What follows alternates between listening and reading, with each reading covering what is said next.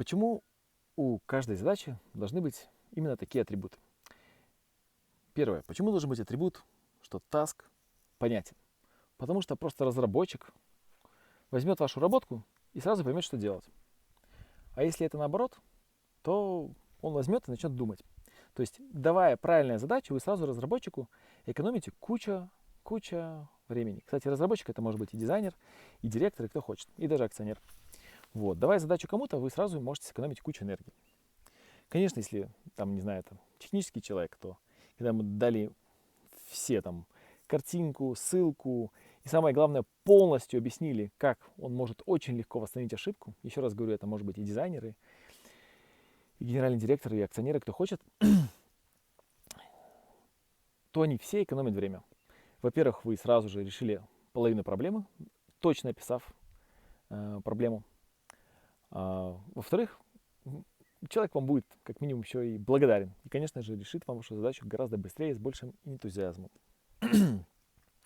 Кстати, очень классно то, что крутые менеджеры делают это именно так. Крутые менеджеры описывают проблему так, что ее очень дешево решить, если, конечно, они заботятся о своих ресурсах. Вот. Дальше, давая задачу, обязательно нужно проверить, а точно ли человек может это сделать. Потому что вы можете очень умным быть, а дали человек это просто не может сделать. Или он постеснялся вам сказать, что не может это сделать. И вы должны обязательно убедиться, что человек правильно взял задачу, и что он как бы способен сделать эту задачу. Потому что по-другому просто это бессмысленно. Вы дали задачу, а реально вы сразу себя проект запороли. И дальше надо, конечно, убедиться, что проект как бы с удовольствием занялись, и что его делают. Не нужно бегать и смотреть, наверное, что над проектом работают, если вы уверены в своем поставщике. Ну, первый раз вы можете это сделать. То есть это ваша обязанность. Если поставщик не работает, вам-то проект сдавать, правильно? И поэтому это ваша обязанность проверить поставщика.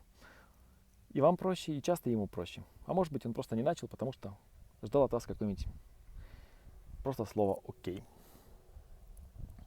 И самое главное, что вы должны поднимать свою квалификацию, чтобы работать с поставщиками. Потому что если вы свою квалификацию не поднимаете, вы даете плохую задачу.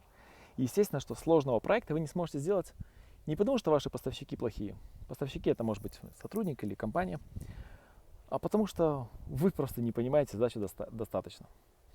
Естественно, чем выше ваша квалификация, тем вы дешевле, и правильней, и результативней сможете сделать задачку. Поэтому это ваша задача поднимать квалификацию, если вы даете задание кому-то.